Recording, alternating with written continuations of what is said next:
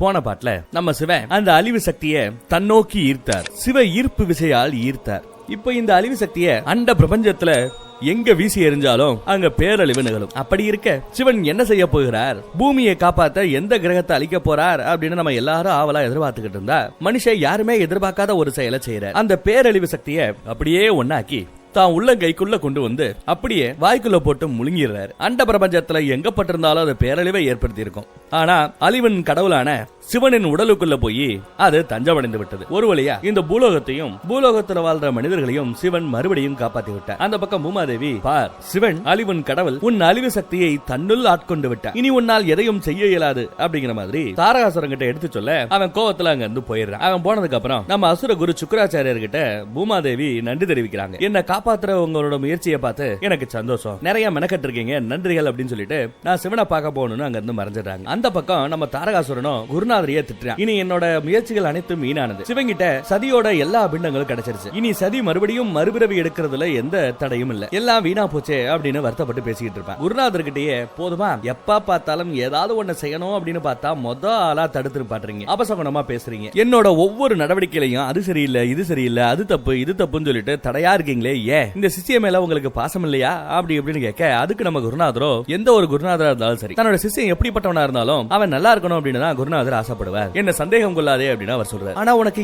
ஏன் எல்லாமே தப்பு தப்பா நடக்குது, தோல்வியவே சந்திக்கிறாய் அப்படின்னா நீ சுயநலம் கொண்டு எல்லாமே யோசிக்கிற, உன்னை தவிர மீறி இருக்கிறவங்க யாரு எக்கேடு கெட்டு போனாலும் எனக்கு என்ன கவலைங்கிற மாதிரி இருக்கிற முடிவெடுக்கிற, அதனாலதான் உனக்கு எல்லாமே தப்பு தப்பா நடக்குது, நீ மாறணும் அப்படின்னு சொல்ற. கட் பண்ணி இந்த பக்கத்துல நம்ம சிவன் உலகத்தையும் உலக மக்களையும் காப்பாத்தி விட்டார் இல்லையா, அதுல நம்ம சப்தரிசிகளும் வணங்குவர். ரதீசி கூட அவங்களும் வந்து சிவனுக்கு நன்றி தெரிவிக்கிறாங்க. உங்களால நாங்க காப்பாற்றப்பட்டோம், உங்களால இந்த இடம் காப்பாற்றப்பட்டது, இதே இடத்துலதான் சதியோட பிண்டங்களும் கிடக்கு, நீங்க சதியோட இந்த பிண்ட துண்டங்களை உங்க கைப்பட ஆசீர்வதித்து சக்தி பீடங்களை இங்கேயே நிறுவனா சந்தோஷமா இருக்கும், நாங்க பெருமைப்படுவோங்கிற மாதிரி எடுத்து சொல்ல சிவனும் அதுக்கு ஒத்துக்கிறார். நம்ம பூமாதேவி பூமியில இருந்த நிறைய துண்டங்களை எடுத்து மேல எடுத்துறாங்க. அது சிவனோட கண்கள்ல பட்டது. அப்படி சிவனோட கண்ணில் பட்ட எல்லா துண்டங்களையும் எடுத்து பூஜை பண்ணி புனஸ்காரம் பண்ணி எல்லாம் முடிஞ்சு அதுக்கப்புறம் இந்த பிண்டங்கள், இந்த பிண்ட துண்டுகள் பூலோகத்துல எந்த இடத்துல எல்லாம் விழுந்ததோ அந்த இடத்துல எல்லாம் மறுபடியும் இந்த பிண்டங்கள் போய் சேரும், அங்க சதிக்கான சக்தி பீடங்கள் உருவாகும் அப்படின்னு ஆசை கூறுறாரு. அது மட்டும் இல்லாம அந்த ஒவ்வொரு சக்தி பீடத்தையும் பாதுகாக்கும் பொறுப்பை பைரவருக்கு ஒப்படைக்கிறதாவும் சொல்றாரு. அப்படி அவர் சொன்ன அடுத்த கணம் ஒவ்வொரு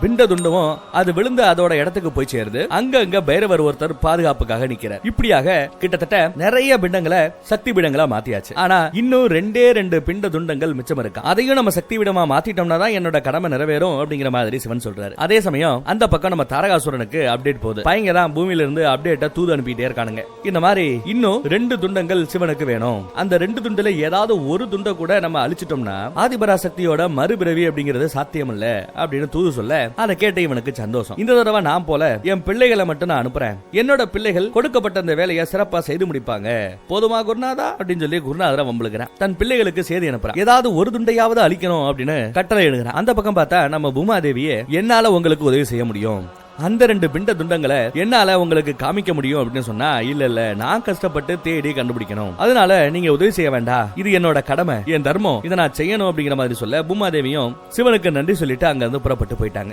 சிவனும் அந்த 2 பிண்ட துண்டங்களை தேடி அவரும் புறப்பட்டு போகிறார். இப்படியே நாட்கள் ஓடிக்கிட்டே இருக்க ஒரு நாள் நிலத்துல நம்ம மார்க்கண்டேயர் கண்ணு முன்னாடி சக்தியோட ஒரு துண்டு கிடைக்குது. அதை பார்த்ததான் ஆஹா ஆஹா ஆஹா அப்படின்னு அவர் சந்தோஷப்படுறாரு. ஆனா இதை தேடிக்கிட்டு இப்போ தாரகாசுரனோட பசங்க ஒரு 3 பேர் சுத்தி தெரிஞ்சுக்கிட்டு இருக்கானுங்க. அவங்க கண்ணு இது பற்றக்கூடாது, ஆனா அவங்களுக்கு ஆல்ரெடி செய்தி கூட போய் சேர்ந்திருக்கலாம், இதை அழிக்கிறதுக்காக அவங்க திரும்ப இங்க வரலாம். நானும் ஒரு சாதாரண துறவி மார்க்கண்டேயன், என்னால இதை பாதுகாக்க முடியாது, எனக்கு உதவி தேவை அப்படின்னு அவர் யோசிச்சுட்டு இருக்கிற சமயம் பக்கத்துல குதிரையில ஒரு குடும்பங்குட்டியோட ஒருத்தர் போய்கிட்டு இருக்கார். இவர் யாரு அப்படின்னா, இவர் ஒரு அரசர், பக்கத்து நாட்டோட அரசர். இந்த அரசரோட பேரு பர்வதராஜன். பர்வதராஜன் வரார். ஏதோ விஷ்ணு கோயிலுக்கு பக்கத்துல இருக்கிற ஒரு கோயிலுக்கு போகணுமா, வழி தேடிக்கிட்டே இங்கிட்டு வந்துட்டார். அவரை பார்த்ததும் மார்க்கண்டேயர், அவர் ஒரு முனி இல்லையா, முக்காலமும் அவருக்கு புரியும் இல்லையா, அதனால எதிர்காலத்துல இந்த பர்வதராஜன் யாரு அப்படிங்கறத இவரால உணர முடிகிறது. இந்த பர்வதராஜன் வேற யாரும் இல்ல, அடுத்து நம்ம ஆதிபராசக்தி ஜனனம் எடுக்க போறாங்க இல்லையா, அந்த பிறவில ஆதிபராசக்தியை தாம் மகளா பெத்தெடுக்க போறவர் இந்த மகராசன் தான். எஸ், சதியோட அடுத்த பிறவில இவருக்கு பொண்ணா பிறக்க போறாங்க அப்படிங்கிறது ஒரு சிறப்பான செய்தி. இத நம்ம முனி புரிஞ்சுக்கிட்டார். இதெல்லாம் அவருக்கு தெரியாது, நம்ம முனிக்கு தெரியும், மார்க்கண்டேயனுக்கு தெரியும். ஆஹா, அடுத்த பிறவில தனக்கு மகளா பிறக்க போறவளை காப்பாத்துறதுக்காக இந்த பிறவியில தன்னையும் அறியாமல் இங்கு வந்து தன் மகளை காப்பாத்தவருக்கும் இந்த விதியை நான் என்னன்னு சொல்றதுங்கிற மாதிரி மெச்சுக்கிறேன். அப்புறம் இந்த மாதிரி இங்க பக்கத்துல கிடக்குதே இந்த துண்டு, இது சதியோட துண்டம், சிவனுக்கு சொந்தமானது. இத சிவன் இங்க வந்து தன் கையால தொட்டு பூஜை பண்ணி சக்தி விடமா மாத்தணும். அதுக்குள்ள அசுரர்கள் வந்து இதை அழிக்கிறதுக்கு வாய்ப்பு இருக்கு. இத காப்பாத்தணும். அதுக்கு நீங்க தான் உதவி செய்யணுங்கிற மாதிரி உதவி கேட்க அவரோ தயங்குறார். காரணம் என்னன்னா, நான் யாத்திரை போய்கிட்டு இருக்கேன், நான் ஒரு பரம விஷ்ணு பக்தன். இப்படி யாத்திரை போய்கிட்டு இருக்கிற சமயத்துல யுத்தம் செய்யறதுங்கிறது யாத்திரை தர்மத்துக்கு எதிரானது, அதனால என்னால முடியாதுங்கிற மாதிரி சொல்ல, அதே சமயம் பின்னாடி இருந்து ஒரு குரல், ஏன் என்ன தப்பு அப்படின்னு ஒரு சத்தம். யாரானு திரும்பி பார்த்தா அழகே உருவாய் ஒரு தேவியார் இருக்கிறார். இவங்களோட பேரு மீனாவதி. இவங்க வயிற்றுலதான் அடுத்த பிறவியில ஆதிபராசக்தி பிறப்படுக்க போறாங்க. அதுவும் அவங்களுக்கு தெரியாது. அவங்க வராங்க. விஷ்ணு யாத்திரைக்கு போய்கிட்டு இருக்கும் போது நடுவுல சிவ பக்தர்களுக்கோ சிவனுக்கோ ஏதாவது ஒரு தேவை ஏற்பட்டா அவங்களுக்கு உதவி செய்யறதும் தர்மம் தான். யாத்திரை நேரத்தில் தர்மம் அதர்மம் ஆகாது, என்றும் தர்மம் தர்மமே. அதனால இவருக்கு நாம உதவி செய்யணுங்கிற மாதிரி பர்வதராஜனோட பொண்டாட்டி மீனாவதி தேவியார் எடுத்து சொல்ல அவரும் சரின்னு ஒத்துக்கிறாரு. அங்கேயே கேம்ப் போடுறாங்க. இந்த துண்டை நான் காப்பாத்துறேன், என் உயிர் போனாலும் நான் இதை காப்பாத்துவேன் அப்படின்னு சத்தியம் செய்யறேன். அன்னைக்கு ராத்திரி எதிர்பார்த்தாப்லயே தாரகாசுரனோட மூத்த பையன் வரான். யாரையா நீ ஒழுங்கா விலகி போ, தேவையில்லாம உசுர கொடுத்துறாதுன்னு அவன் எவ்வளவோ எடுத்து சொல்லியும் பர்வதராஜன் ஒத்துக்கல. முடியாது, என்ன மீறி முடிஞ்சா தொடரா பாப்போம் அப்படின்னு யுத்தத்துல இறங்குறாரு. ரெண்டு பேருக்கும் மத்தியில அந்த வனப்பகுதியில பர்வதராஜனோட குடும்பங்குட்டி எல்லாரும் முன்னாடியும் யுத்தம் ஆரம்பமாகுது. எத்து வாங்குறது இவர்தான். இருந்தாலும் மறுபடியும் சுதாரிச்சு சும்மா சொல்லிட்டு சிலம்பு வீசுவோம் பாத்தீங்களா, அந்த மாதிரி வீசி அவனை ஒரு கை பாக்குறாரு. அவன் கையை வெட்டி விட்டுறாரு. கையில ஒரு கீரல் வந்துருச்சு. ஆனா அடுத்த கணம் ஒரு மின்னல் வெட்டுது. அந்த இடத்துல தாரகாசுரனோட மித்த ரெண்டு பசங்க வந்து சேர்றானுங்க. எதுக்கு வெட்டி பேச்சு, சட்டுப்பட்டு இவன் ஜோலியை முடிச்சுட்டு அந்த துண்டை அழிக்கிற வேலையை பாப்போங்கிற வந்தவன். 3 பேர் சேர்ந்து இவரை ரொம்ப ஈஸியா சமாளிக்கிறானுங்க. இவர் நல்லா வெட்டு வாங்கிட்டு இருக்காரு. அதே சமயம் அந்த பக்கம் நம்ம சிவனுக்கு இதுவுமா இது தெரியாம இருக்கு, அவருக்கு எல்லாம் தெரியுமே அப்படின்னு பார்த்தா சிவன் இப்போ ஒரு பிண்ட துண்டை பார்த்துட்டாரு. அது நதியில மதந்துகிட்டு இருக்க சதியோட நினைப்புல அவர் மூழ்கி கிடக்காரு. இந்த பக்கம் பர்வதராஜன் உடம்பு முழுக்க வெட்டுக்காயத்தோட சரீரம் கீழே சரிஞ்சிட்டான். அவங்க இனிமே அந்த பிண்ட துண்டு அழிக்கிறதுல பெருசா இடையூறு இருக்க போறதில்ல நினைச்சுக்கிட்டு முன்னாடி வந்து நிக்கிறாங்க நம்ம மீனாவதி தேவி. முடிஞ்சா என்ன மீறி அந்த பிண்ட துண்டை தொடுங்கடா பாப்போம் அப்படின்றாங்க. ஒரு பொம்பளை கூட யுத்தம் பண்றது யுத்த நிகதிக்கு எதிரானது, தயவு செய்து விலகி போ அப்படின்னு கெஞ்சிக்கிட்டு இருக்கான் அந்த பையன். ஆனா அந்த அம்மா சொல்லுது, இல்ல புருஷனுக்கு ஒரு ஆபத்துனா கையில வாழன்றதுக்கோ யுத்தத்துல சாகுறதுக்கோ மகளிர்களுக்கு உரிமை உண்டு, அதனால இது தர்மம் தான், முடிஞ்சா என்ன கொன்னுட்டு அந்த துண்டு அழிங்க அப்படிங்கிற மாதிரி சொல்ல,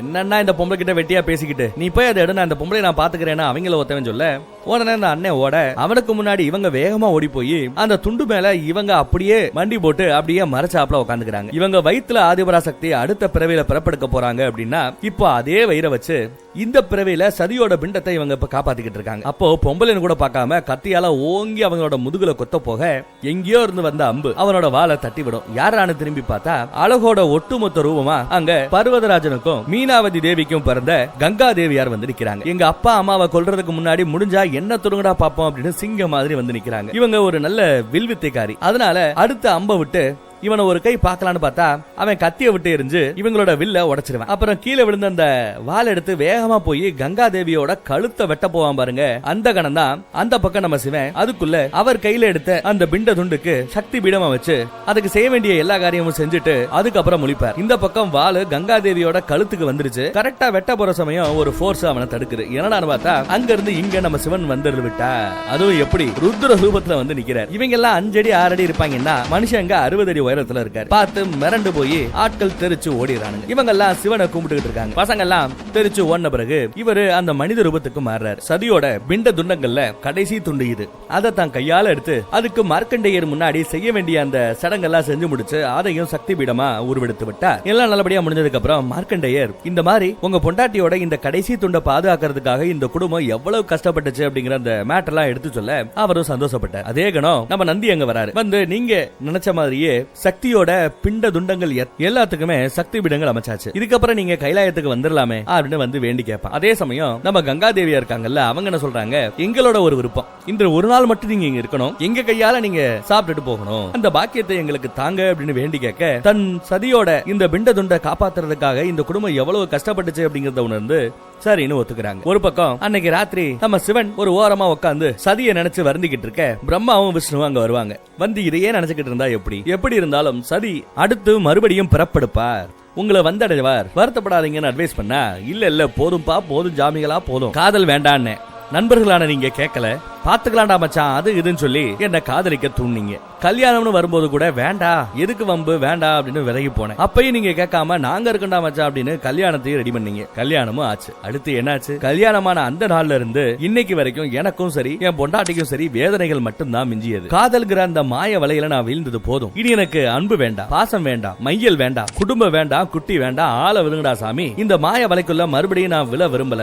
இனிமே நான் கல்யாணமே பண்ணிக்க போறது இல்லைன்னு வைராக்கியமா நம்ம சிவன் இப்ப சொல்லிட்டாப்ல. உடனே நம்ம பிரம்மதேவர் என்ன இப்படி சொல்லிட்டீங்க அப்படின்னா, இப்ப இந்த பூலோகத்துல மிகப்பெரிய பேரழிவை ஏற்படுத்திக் கொண்டிருக்கிற அந்த அரக்கன் தாரகாசுரனுக்கு அழிவில்லையா? அவன் இவ்வளவு அட்டகாசம் பண்ணிக்கிட்டு இருக்கான், எங்களால எதுவும் செய்ய முடியல. அவன் அழிக்கிறதுக்காவது நீங்க கண்டிப்பா சக்தியை மணந்தாகணும், ஒரு பிள்ளைய பெத்தெடுத்தாகணும் இல்லையா அப்படிங்கிற மாதிரி கேட்க, அதுக்கு நம்ம சிவன் எந்த பதிலும் சொல்லாம கண்களை மூடி தியானிக்க ஆரம்பிக்க, அவங்களும் வேற வழி இல்லாம மௌனத்தோட திரும்ப போறாங்க. ஆனா இங்க யாரும் எதிர்பார்க்காத மாதிரி அங்க இருக்கிற நம்ம கங்காதேவி இருக்காங்கல்ல, அவங்க சிவனை அப்படியே பார்த்துக்கிட்டே இருக்காங்க. கண்டதும் சிவனின் மீது ஏதோ ஒரு இனம் புரியாத ஒரு காதல் இவங்களுக்கு உண்டாகுது. அதை பத்தி தெரிஞ்சுக்கிறதுக்காக நம்ம மார்க்கண்டேயர்கிட்ட போய் அவர் குடிக்கிறதுக்கு தண்ணி கொடுத்துட்டு, இந்த மாதிரி சிவனை கண்டா என் மனசுல என்னையும் அறியாம ஏதோ ஒரு உணர்வு தூண்டிக்கிட்டே இருக்கு, அந்த உணர்வின் பேர் என்ன அப்படின்னு கேட்டா, அதுக்கு பேர் தான்ப்பா காதல். நீ இத மனசுல வச்சுக்காம சிவன் கிட்ட போய் உன் காதலை வெளிப்படுத்துவது உனக்கு நல்லதுங்கிற மாதிரி மார்க்கண்டேயரை அட்வைஸ் பண்ணி அனுப்பி வைக்கிறார். இவர் முக்காலத்தையும் உணர்ந்தவர் இல்லையா, அதனால கங்காதேவிக்கு சிவனோட மனசுல இடம் கிடைக்குமா இல்லையா அப்படிங்கறது அவருக்கு தெரியும். எனக்கு தெரிஞ்சு சிவன் தன்னோட மனசுல கங்காதேவிக்கு இடம் கொடுக்க போவது இல்லை. அப்போ கங்காதேவியோட நிலைமை என்ன ஆக போகுது பார்க்கலாம். அந்த பக்கம் சிவன் பக்கத்துல போய் உட்காராங்க. வணங்கி ஏதாவது பேசலாம்னு பார்த்தா சிவன் தியானத்திலேயே இருக்காரு. தியானத்தை விட்டு வெளியில வர மாட்டேங்கிறாங்க. என்ன அவமானப்படுத்துறீங்க? நீங்க இப்போ எந்த பொம்பளையை அவமானப்படுத்துறீங்களோ அதே பொண்ணுதான் உங்க பொண்டாட்டியோட அந்த பிண்ட துண்டத்தை காப்பாத்துறதுக்காக தான் உயிரையும் குடிக்கிறதுக்கு தயாராக இருந்தா. இவளோட குடும்பமும் உயிரை கொடுக்கறதுக்கு தயாரா இருந்துச்சு. என்கிட்ட பார்க்க மாட்டீங்களா, பேச மாட்டீங்களான்னு கேட்க, சிவனும் தியானத்துல இருந்து வெளியில வந்து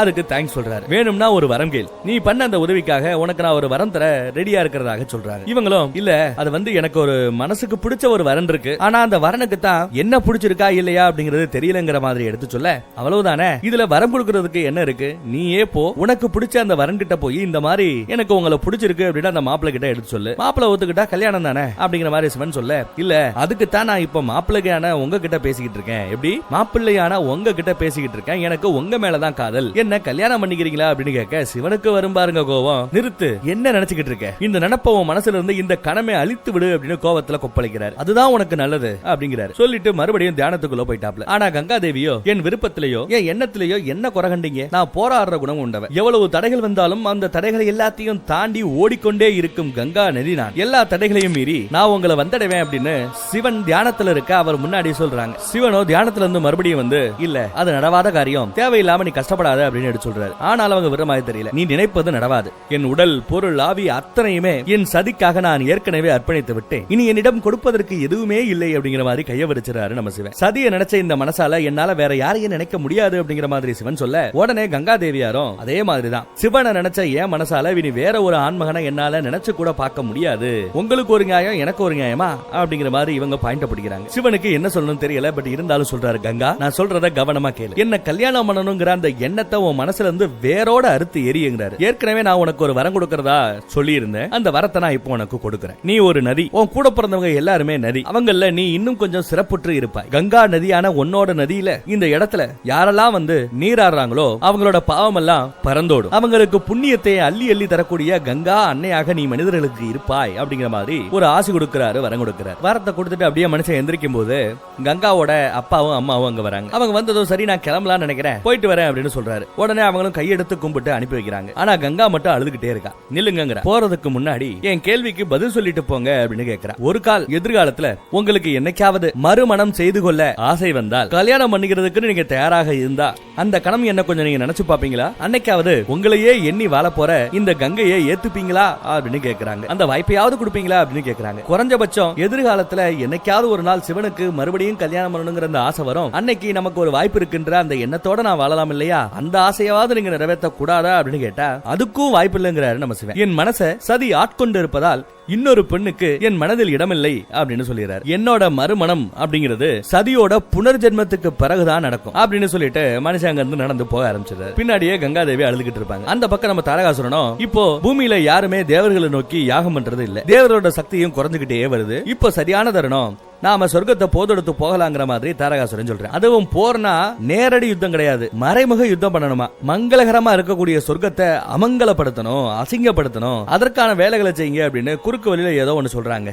அந்த பக்கம் பார்த்தா சொர்க்கலோகத்துல தேவர்கள் எல்லாம் யாகம் பண்ணிட்டு சாமி கும்பிட்டு இருப்பாங்க. புனிதமான அந்த இடத்துக்கு மத்தியில எலும்பு துண்டுகளையே மனித ஓடுகளையும் அப்படியே தூக்கி எறிவாங்க. அந்த புனிதமான இடத்தை இந்த மாதிரி ஐட்டங்களை போட்டு அமங்கலப்படுத்திக்கிட்டு இருக்காங்க. அந்த பக்கம் நம்ம சிவனோ ஒரு நாடோடி மாதிரி நடந்து போய்கிட்டு இருக்காரு. பின்னாடியே நம்ம நந்தி ஓடி வந்து கொஞ்சம் நில்லுங்கன்னு கேட்கிறாரு. ஏன் இந்த பக்கம் போறீங்க? இந்த பக்கம் கைலாயம் போறதுக்கான வழி இல்லையே, பின்னாடி பக்கம் தானே நம்ம போகணும், வாங்க கைலாயத்துக்கு போகலாம், அதுதான் சக்தி பீடங்கள் எல்லாத்தையுமே நிறுவி விட்டீர்களே அப்படின்னு சொல்லி நந்தி கேட்டா, நந்தி இனி இந்த கைலாயத்துக்கு மட்டுமல்ல, இந்த உலகம் மட்டுமல்ல, இந்த அண்ட பிரபஞ்சத்துக்கும் எனக்குமே சம்பந்தம் இல்ல அப்படிங்கிறாரு சிவன். நீ பேசாம இங்க இருந்து போயிரு அப்படிங்கிறாரு. நந்தியோ நீங்க இல்லாம எனக்கு போக்கடம் இல்ல, நான் போக மாட்டேன்னு அழுகிறான். எனக்கு நீ சேவை பண்ணது போதும், உங்க அப்பா உனக்காக காத்துக்கிட்டு இருக்காரு, அவருக்கு போய் சேவை செய்யுங்கிறாரு. ஆனா நந்தியோ எனக்கு அப்பா அம்மா எல்லாமே நீங்க தான், அவங்களை விட்டுட்டு போக மாட்டேன் அப்படின்னு ஆரம்பிக்கிறார். இல்ல, சதியை இழந்த கணத்துல இருந்து நான் தெளிவா இல்லங்கிறத மட்டும் நான் உணர்கிறேன், என் வேலை இன்னும் முடியலங்கிறாரு. என்னோட வேலை என்னங்கிறதையே இப்ப நான் மறந்துட்டேன், என்னன்னு எனக்கு புரிய மாட்டேங்கிறாரு சிவன். இனி இருக்கும் நாட்களை சதியோட எண்ணங்களால் கழிக்கலாம் என்று நினைக்கிறேன். அதாவது ஃபெயிலியர் ஆயிப்போச்சு, இருந்தாலும் அந்த பொண்ணையே நினைச்சுக்கிட்டு வாழ்க்கையை ஓட்டிடலாம், தேவதாஸ் மாதிரி வாழ்க்கையை ஓட்டலாம் அப்படின்னு முடிவு பண்ணிட்டாராம். சொல்லிட்டு மனுஷன் அப்படியே நடகட்ட ஆரம்பிக்கிறார். நந்தி எப்பவும் போல அழுதுகிட்டே திரிகிறார். அந்த பக்கம் இந்திரர்ல இருந்து மித்த தேவாதி தேவர்கள் எல்லாம்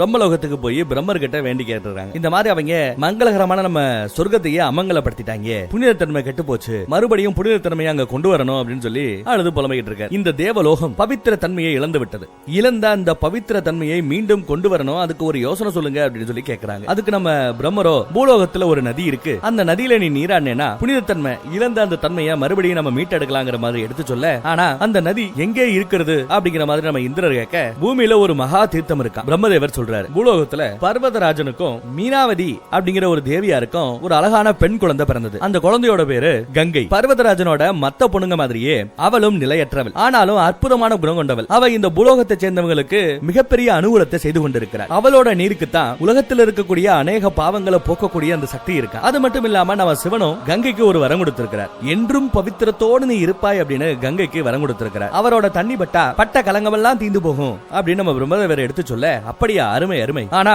இங்கே கலங்கப்பட்டு இருப்பதோ தேவலோகம். ஒருத்தர் 2 பேர் கலங்கப்பட்டா போய் தண்ணியில மூழ்கி எந்திரிச்சு வந்தா அவன் போயிடும்னு எதிர்பார்க்கலாம். ஆனா தேவலோகமே இப்ப கலங்கப்பட்டு இருக்கு. அதுக்கு அந்த கலங்கத்தை நீக்கி விமோச்சனம் கொடுக்கணும் அப்படின்னா அதுக்கு கங்கா தேவியாரே அங்க வரணும். கங்கா தேவியார் வருவாரா, அருள் தருவாரா அப்படின்னு நம்ம தேவேந்திரன் கேட்க, அது எனக்கு தெரியாது, வேணும்னா நீங்க உங்களோட பிரச்சனை எல்லாம் எடுத்து சொல்லி கங்கா கிட்ட மன்றாடி கேட்டுக்கிட்டீங்கன்னா ஏதாவது வழி கிடைக்கலாம் அப்படிங்கிற மாதிரி பிரம்மதேவர் எடுத்து சொல்ல இவங்க முழிக்கிறாங்க. அந்த பக்கம் கங்கா தேவியாரோ அழுதுகிட்டே மன கஷ்டத்தோட நடந்து வந்துகிட்டு இருக்காங்க. திடீர்னு திரும்பி பார்த்தா இந்திரனும் பிரம்மதேவரும் அங்க நிக்கிறாங்க. அவங்கள பார்த்தது இவங்களுக்கு சந்தோஷம், வணக்கம் போட்டுட்டு என்ன ஏதுன்னு விசாரிக்கிறாங்க. நான் விஷ்ணுவோட ஒரு கோயிலை பார்க்கலாம்னு வந்தேன், சிவனோட தரிசனம் கிடைச்சது. இப்போ என்னடா பிரம்மதேவரோட தரிசனமும் எனக்கு கிடைச்சிருச்சு, இந்திரரோட தரிசனமும் எனக்கு கிடைச்சிருச்சு, நான் பேரும் புகழும் பெற்று விட்டேன், எனக்கு இது போதும்ங்கிற மாதிரி சந்தோஷப்படுறாரு பர்வதராஜன். இனி மிச்சம் இருக்கிறது விஷ்ணு பகவான் தான், அவரை ஒரு தடவை பார்த்துட்டா அதை விட எங்களுக்கு வேற என்ன வேணுங்கிற மாதிரி பர்வதராஜா எடுத்து சொல்ற. பர்வதராஜா, இன்று உன்னோட உதவி எங்களுக்கு தேவை, உன் குடும்பத்தாரோட உதவி எங்களுக்கு தேவை, ஒரு கோரிக்கையோட இங்க நாங்க வந்திருக்கிறோம் அப்படின்னு சொல்றாரு. ஆகட்டும் சொல்லுங்க, எங்களால முடிஞ்ச உதவி எதுவா இருந்தாலும் நாங்க செய்யறோங்கிறாரு பர்வதராஜனும். தாரகாசுரனோட பசங்க வந்து உங்களுக்கு சொல்லில்லா துயரத்தை கொடுத்துட்டு போயிட்டாங்க இல்லையா, அதே மாதிரிதான் தேவலோகத்தையும் கலங்கப்படுத்திட்டு போயிட்டாங்க. அந்த கலங்கத்தை நீக்கி மறுபடியும் புனிதத்துவத்தோட தேவலோகம் இருக்கணும், அதுக்கு உங்க பொண்ணோட உதவி தேவை. அதுக்கு உங்க பொண்ணு கங்காதேவி தன்னோட நதி பிரபாகத்தால சொர்க்கத்துல பாயணும் அப்படின்னு சொல்லி வந்து கேக்குறாரு. உடனே அங்க இருந்த கங்காவோட அம்மா மீனாதேவியார் கையெடுத்து கும்பிட்டு என்ன மன்னிச்சுக்கங்க பிரம்மதேவரே, என்ன மன்னிச்சுக்கங்கன்னு மன்னிப்பு கேக்குறாங்க. எங்களோட எல்லா பொண்ணுகளுமே நதியாக ரூபம் எடுத்து எங்களை விட்டு பிரிஞ்சு போயிட்டாங்க, இப்ப மிச்சம் இருக்கிறது கங்கா மட்டும்தான், அவளையும் இழக்கிறதுக்கு நாங்க தயாராக இல்ல அப்படிங்கிற மாதிரி அந்த அம்மா எடுத்து சொல்றாங்க. நான் என்னதான் ஒரு நாட்டோட அரசியா இருந்தா கூட என்னோட எல்லா பொண்ணுகளுக்கும் நான் அம்மா இல்லையா, என் பிள்ளைகளுக்கு ஒரு கல்யாணம் பண்ணி வைக்கணும், குழந்தை குட்டி பார்க்கணும், பேரம்பெத்தி பார்க்கணுங்கிற ஆசை எல்லாம் எனக்கு இருக்காதா, அதுக்கு மிச்சம் இருக்கிறது கங்காவாகிய என் பொண்ணு மட்டும்தான், அவளை இப்பயும் நான் தாரவாத்து கொடுக்கறதுக்கு தயாராக இல்லை அப்படிங்கிற மாதிரி சொல்லும் போது கங்கா தேவியாரே அம்மாவை பார்த்து, அம்மா இல்லம்மா அது தப்புமா அப்படின்னு சொல்றாங்க. நான் தேவலோகத்துல போய் பாய்வேன் அப்படிங்கிறாங்க. ஈசன் எனக்கு வரம் கொடுத்திருக்கிறார், நான் மனசார வேண்டி அவரையே மனசுல நினைச்சு இப்ப வாழ ஆரம்பிச்சிட்டேன், அவர் சொன்னதை செய்யணும் இல்லையா,